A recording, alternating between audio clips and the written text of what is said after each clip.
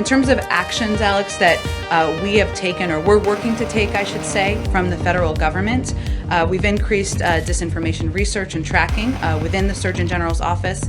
We're flagging problematic posts for Facebook that spread disinformation. No one in your office has ever met with, coordinated, or otherwise engaged in any contact with a social media company in which you spoke to them about vaccine mandates, about COVID mask mandates, about the withdrawal from Afghanistan, about the current U.S. involvement in Ukraine. None of that has ever happened. I don't know what you're referring to, Senator. Welcome back to Notify America. The Democrat Party today looks completely different than it did a few decades ago, even 10 years ago. It's gone from being a working class party with typical American values, typical American talking points and policy points that you'd see from politicians to what we see today, which is hard to even put into words. If you look at their platform, their party platform, it's all about equity. That's the key word that's found and used throughout their party platform over and over and over again.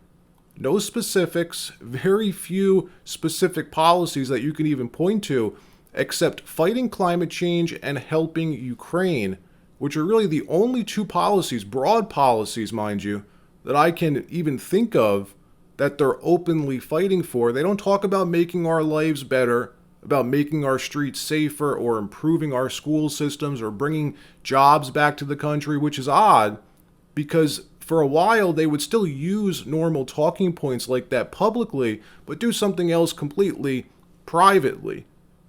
But today, it's just all out in the open. What they appear to want is a massive expansion of government power, which they're trying to implement by creating chaos, in my opinion. Enough chaos in the country, maybe voters turn to the government and say, fix it.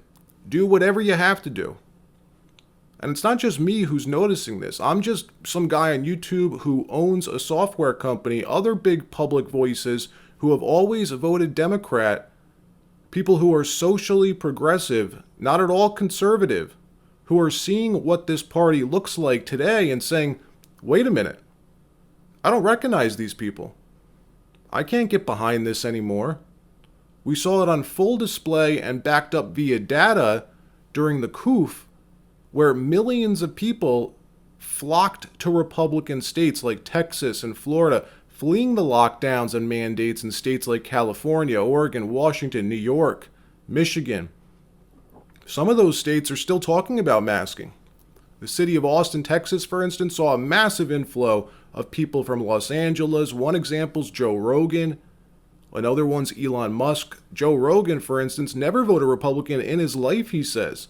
He's very liberal, socially progressive, but the Democrat Party is no longer in his lane. They've shifted lanes, shifted to the far left lane, and he's remained where he's always been, down the center, in the center lane. Well, on his podcast last week, Joe explains this, explains what he sees happening to the party, breaking it down to his millions of listeners. Watch this. Austin people are great people. They're really nice. They're nice. They're not shitheads. They're not Hollywood people. They're not lost in this fake world of leftist ideology that everybody's trapped in.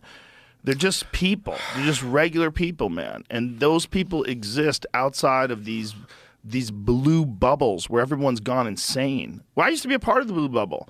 I was 100% a left-leaning person who lived in Los Angeles. I was 100%. I never voted Republican my whole life. I was very left-leaning, especially with like any social issues. When it comes to financial things, I'm a little bit more conservative. But at the end of the day, I'm way more left than I am right. But California went nuts, man. It's gone like full communist. It's out of its fucking mind. And their approach to law enforcement is so insane. It's so insane. The no cash bail, the letting people out for committing violent crimes, the fucking not stopping people for stealing up to whatever money it is. What is it, $900 now? I think they raised it. I think they made it a little higher. San Francisco is non-existent. San Francisco, most of San Francisco is emptied out of like big chain stores and big department stores. I wouldn't even do stand-up there anymore. It's crazy. They ruined it. They ruined the city. Yeah, I mean, yeah. you can bring it back. The structure's still there. But Yeah, you'd have yeah. to have some hardcore Rudy Giuliani type motherfucker to come in there and knock heads. Wow. And nobody wants that. You Nobody know- wants that. They're peace, love, and granola and fucking wear a mask. I'm in the middle now. I'm in the middle.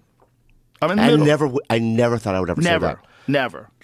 It only happened in this last year. Right. Exactly. I just went, I can't do it anymore. You know what I mean? People that you thought were aligned with you are like now like mad at you about shit. They're and in a it's- cult. They're in a cult. It's got all. I mean, Mark Andreessen, who's a brilliant venture capitalist guy, explained it to me in very clear terms, like what the definition of a cult is, how you can get excommunicated, how you get shamed for having differing opinions, the group think, the whole. He's like, it's a cult. And he's right. He's Yeah. 100% right. Yeah. It's just hard to say because then people in the cult will attack you. But they're not attacking you for a reasonable, it's not logical, Yeah. like the way they're attacking you. They're attacking like someone attacks religious beliefs. Yeah. And some of these religious beliefs, it gets into these weird gray areas, like trans people in women's bathrooms. Like, says who? Yeah. Says who?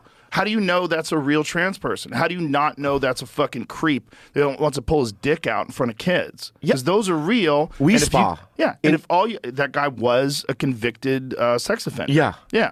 And he was doing that. Look, those guys are real. It doesn't mean trans people aren't real also, but those guys are fucking real. Yeah. And to even say that those guys are real, you get excommunicated. You Yeah. get treated like you're a Nazi. I never even cared about it. Didn't care at all. Yeah, I mean, whatever you are, I don't give a shit. You know what I mean? But it's like, I can't do it anymore. I think it's engineered. I really By do. who? By China and by Russia. Oh, no, Chinese. Yeah, I think what they're doing by manipulating social media, manipulating algorithms, I think some of it is natural. Don't get me wrong. I think some of it would. And he's right, in my opinion. The upcoming election is about so much more, folks, than just politics or policy. Forget policy. It's got nothing to do with that anymore. It's about setting the world back in alignment, creating such a mandate, telling these people, no, we don't support open borders. We don't support weaponizing the Justice Department. We don't support censorship and locking your political opponents in prison. We don't support war or expanding the federal government to have even more control than they already do. People need to start speaking up, stop being afraid of the mob, which is another odd thing that's happened. How there's like this strict code of narratives. Say anything out of bounds and you're done, you're shamed, you're canceled. They have such a stranglehold over popular culture that people are afraid to disagree with all of this insanity. We need more people like Joe Rogan, Elon Musk, RFK Jr., Tulsi Gabbard. We need more Democrats to disagree with each other. It's okay to disagree, even if you're in the same party. You don't all have to say the same thing all the time. It's like a cult, like Joe said. Someone else who realized this was Tulsi Gabbard. She broke the chains. Watch this. I can no longer remain in today's Democratic Party that's under the complete control of an elitist cabal of warmongers who are driven by cowardly wokeness, who divide us by racializing every issue and stoking anti-white racism, who actively work to undermine our God-given freedoms that are enshrined in our Constitution, who are hostile to people of faith and spirituality, who demonize the police but protect criminals at the expense of law-abiding Americans, who believe in open borders, who weaponize the national security state to go after their political opponents, and above all, who are dragging us ever closer to nuclear war. Now, I believe in a government that's of the people, by the people, and for the people. Unfortunately, today's Democratic Party does not. Instead, it stands for a government that is of, by, and for the powerful elite. Now, I'm calling on my fellow common sense, independent-minded Democrats to join me in leaving the Democratic Party. If you can no longer stomach the direction that the so-called woke Democratic Party ideologues are taking our country, then I invite you to join me. I like Tulsi personally. I wouldn't mind seeing her as Trump's VP. All right, that wraps up this episode. Like, subscribe, and we'll see you next time.